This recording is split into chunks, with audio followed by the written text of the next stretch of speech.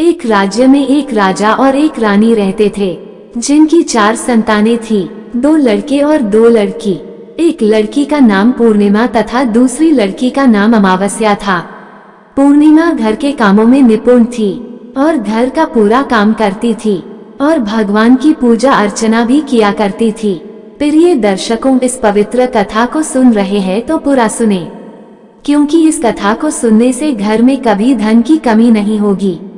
आप शिव भक्त है तो भोलेनाथ का अनादर ना करें।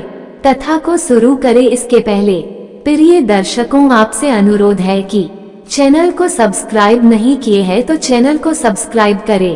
पूर्णिमा इसके अतिरिक्त वह गौ माता की सेवा भी किया करती थी और उसकी दूसरी बहन अमावस्या ना ही घर का कोई काम करती थी, न ही भगवान की पूजा अर्चना करती थी और न ही गौ माता की सेवा करती थी।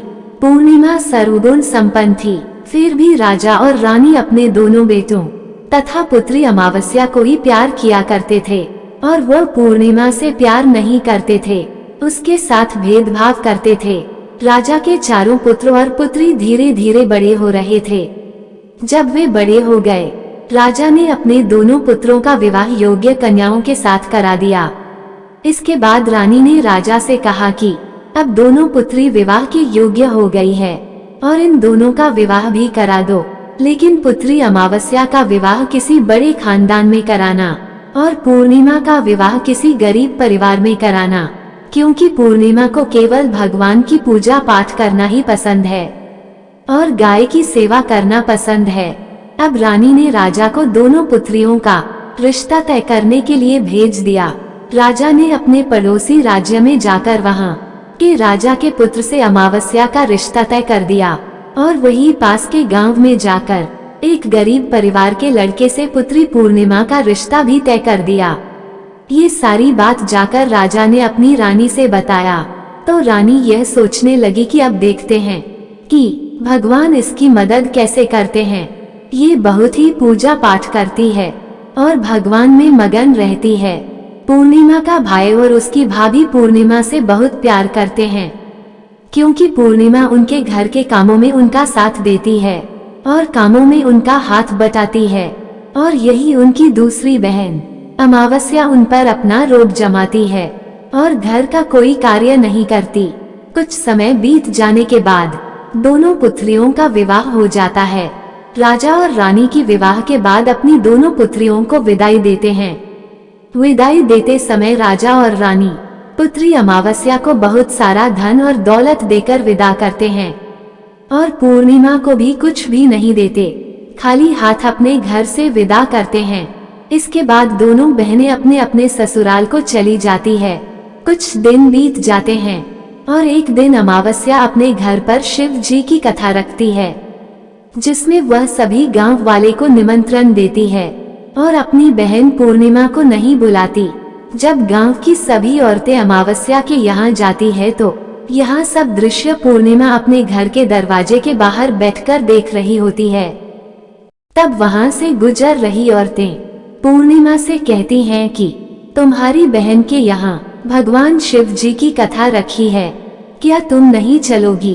पूर्णिमा ने कहा, मुझे निमंत्रण नहीं आया है, मैं नहीं जा सकती। सभी गांव की औरतों ने पूर्णिमा से कहा, बुलाया नहीं तो क्या हुआ, भगवान शिव की कथा है, तुम हमारे साथ चलो। गांव की सभी औरतों की बात मानकर पूर्णिमा भी उनके साथ भगवान शिव की कथा में अमावस्या के घर चली जाती है।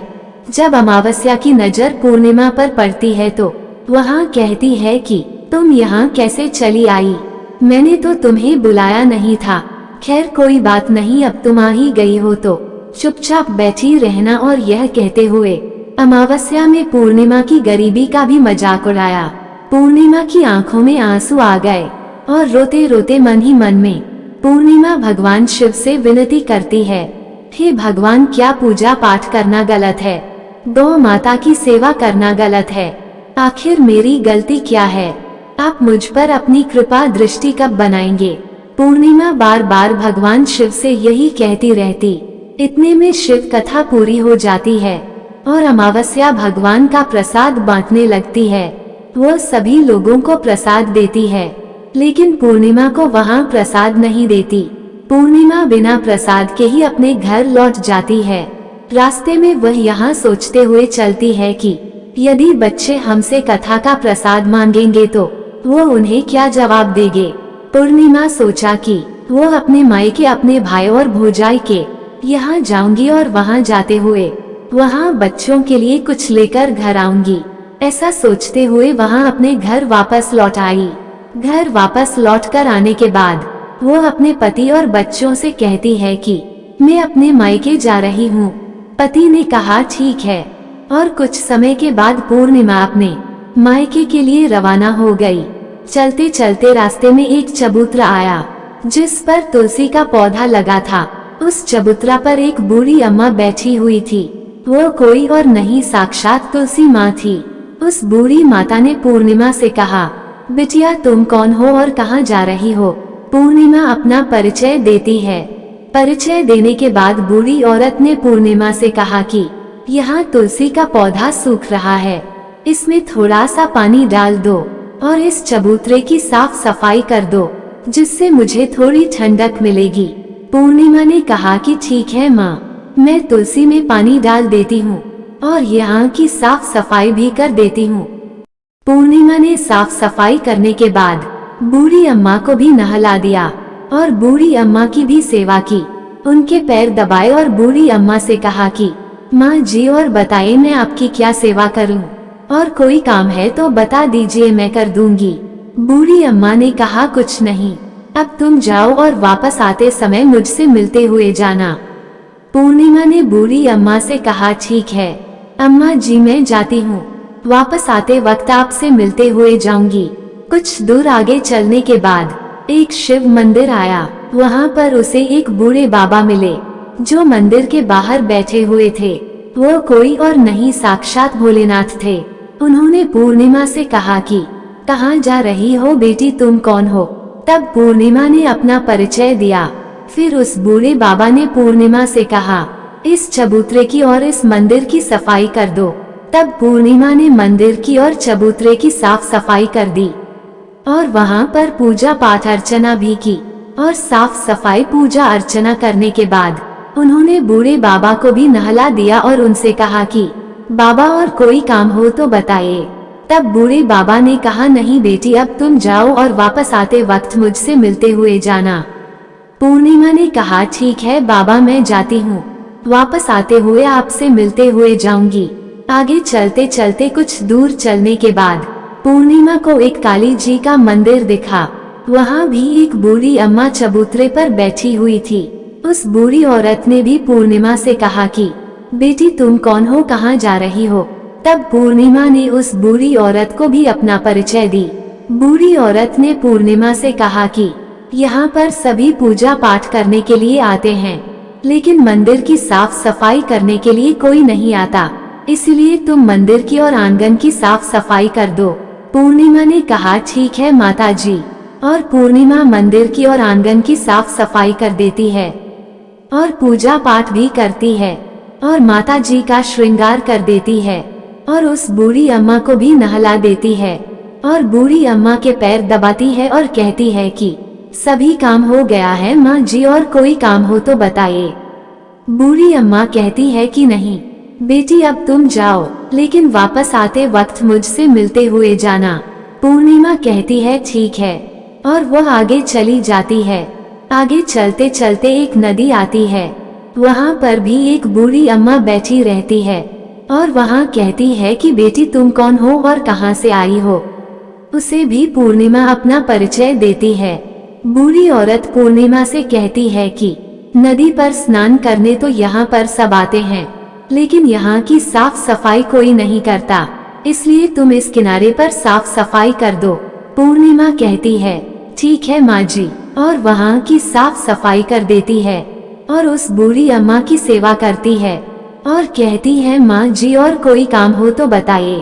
बूढ़ी औरत कहती है कि कुछ नहीं बेटी तुम जाओ, लेकिन वापस आते वक्त मुझसे मिलते हुए जाना।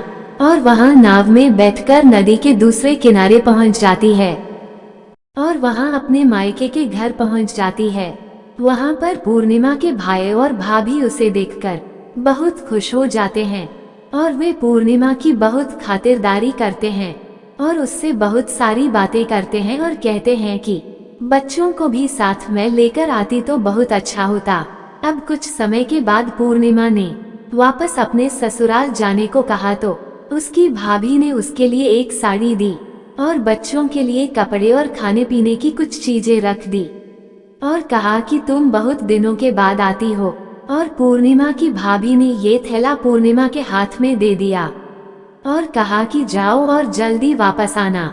इसके बाद पूर्णिमा वहां से अपने ससुराल के लिए रवाना हो गई और उसी की नदी के किनारे पहुंची और नाव में बैठकर दूसरे किनारे पर उतर गई। वहां पर उतरने के बाद वहां पर उसे वही बूढ़ी अम्मा मिली जो साक्षात गंगा मैया थी। उस बूढ़ी अम्मा ने पूर्णिमा को एक थैला दिया और कहा कि इसे तुम अपने घर जाकर ही खोलना। अब पूर्णिमा के पास 2 थैला हो गए थे। उन्हें लेकर पूर्णिमा वहां से रवाना हुई। आगे कुछ दूर चलने पर काली माँ का मंदिर आया। वहां पर काली माँ बूढ़ी माँ के रूप में विराजमान थी। उसने कहा, आ गई बेटी पूर्णिमा। पूर्णिमा ने कहा, हाँ माँ जी मैं आ गई। तो काली माँ ने उसे एक थैला दी और कहा, तुम यहाँ थैला अपने घर जाकर खोलना। अब पूर्णिमा के पास 3 थैले हो गए थे। तीनों थैली लेकर पूर्णिमा आगे बढ़ी। कुछ दूर जाने पर शिव जी का मंदिर आया, जहाँ बूढ़े बाबा के रूप में शिव जी स्वयं विराजमान थे। बूढ़े बाबा ने कहा, पूर्णिमा तुम वापस आ गई। पूर्णिमा ने कहा, हाँ बाबा मैं वापस आ गई। बूढ़े बाबा ने भी पूर्णिमा को एक थैला दिया और कहा कि ये थैला तुम घर जाकर ही खोलना। पूर्णिमा ने कहा, ठीक है बाबा। अब पूर्णिमा के पास 4 थैले हो गए थे।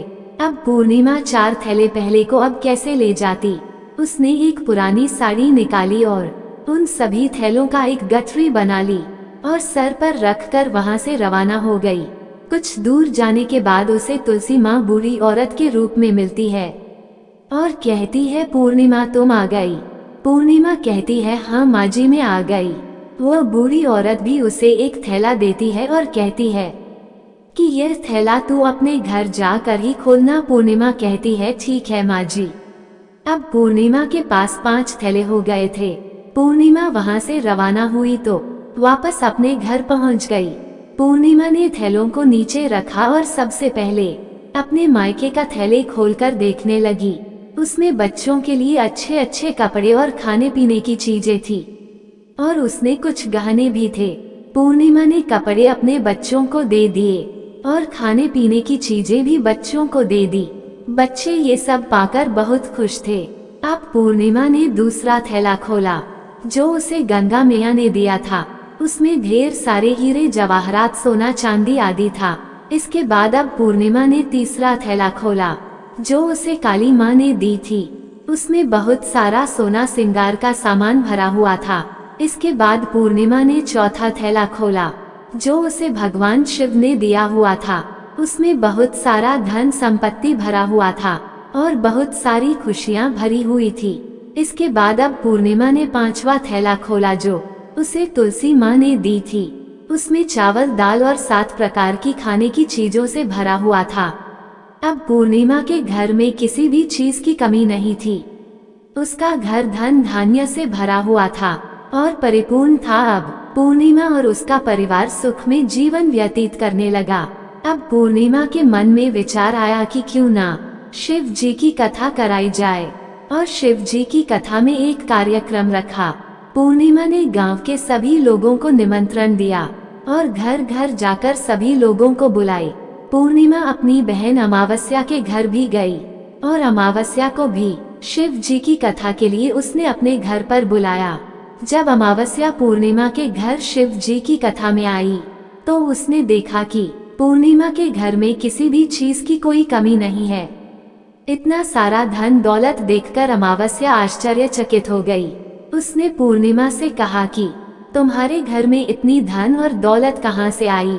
पूर्णिमा ने कहा, देखो बहन तुमने शिव जी की कथा में मुझे नहीं बुलाया था, फिर भी मैं चली आई और तुमने मुझे प्रसाद तक नहीं दिया और मेरी गरीबी का मजाक भी उड़ाया। उसके बाद मैं अपने घर आ गई और घर आते हुए मन ही मन में सोच रही थी कि अपने मायके जाऊंगी और मैं अपने मायके चली गई।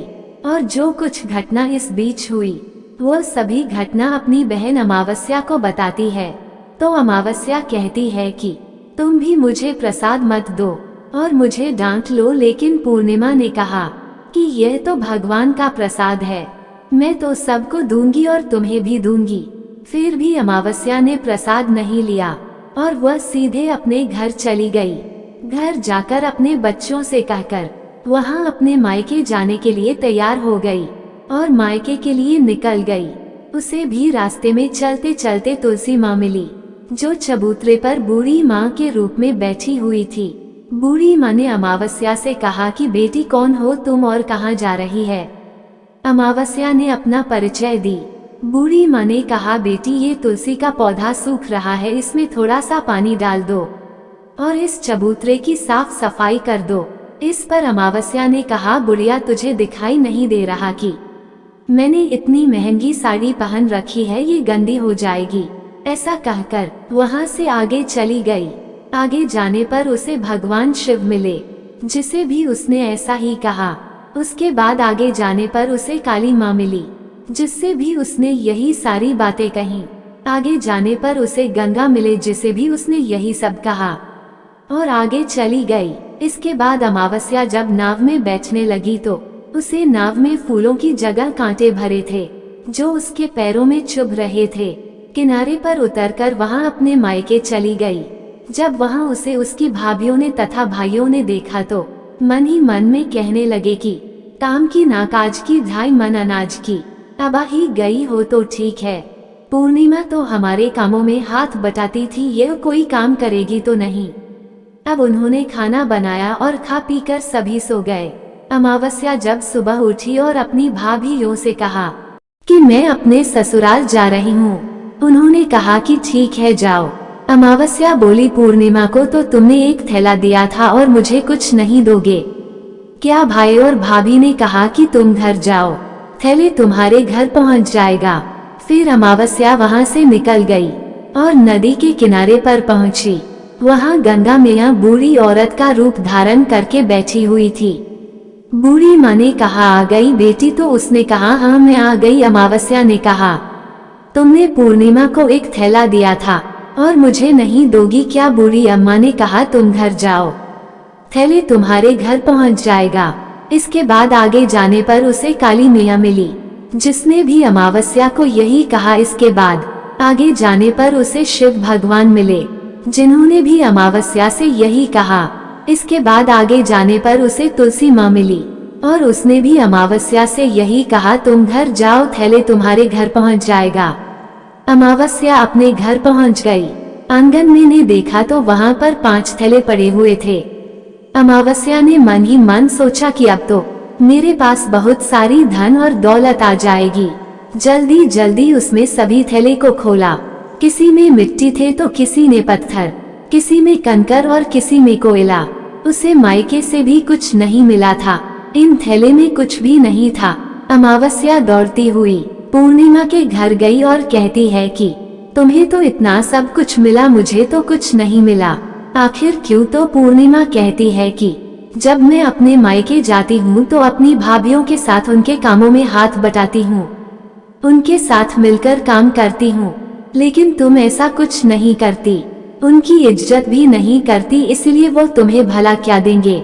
इसके बाद तुमने गंगा मैया को ठुकरा दिया और काली माँ को भी ठुकरा दिया और भगवान शिव को भी तुमने ठुकरा दिया, इसलिए उन्होंने भी तुम्हें कुछ नहीं दिया। अमावस्या कहती है कि बहन तुम मुझे माफ कर दो, मैंने तुम पर हमेशा अत्याचार किया है, मुझे कुछ नहीं मिला तो कोई बात नहीं, मैं भी भगवान की भक्ति करूंगी और सब कुछ प्राप्त कर लूंगी, मुझे इन सब चीजों का रहस्य बताओ। तो पूर्णिमा ने कहा कि तुम 3 सूत्र का ज्ञान ले लो और उसकी कथा करना। पहले सूत्र में दया मांगना और दूसरे सूत्र में कथा मांगना और तीसरे सूत्र में 108 बार ओम नमः शिवाय का जाप करना। बहन भगवान ने ये सूत्र दिए हैं, इनको अपने हृदय में बसा लेना। मैंने भी ये 3 सूत्र अपने जीवन में अपनाए थे और सच्चे मन से भगवान की भक्ति पूजा पाठ की थी। फिर भगवान ने मुझे ये सब कुछ दिया और तुम्हारे पास जो कुछ था वह भी सब खत्म हो गया। इसके बाद अमावस्या अपने घर गई और भगवान की पूजा पाठ करने लगी। भगवान शिव से उसने माफी मांगी और गौ माता की सेवा भी की और दूसरों की मदद भी करने लगी। प्रिय दर्शकों, कथा अच्छी लगी हो तो लाइक और चैनल को सब्सक्राइब नहीं किए हैं तो चैनल को सब्सक्राइब करें। धन्यवाद।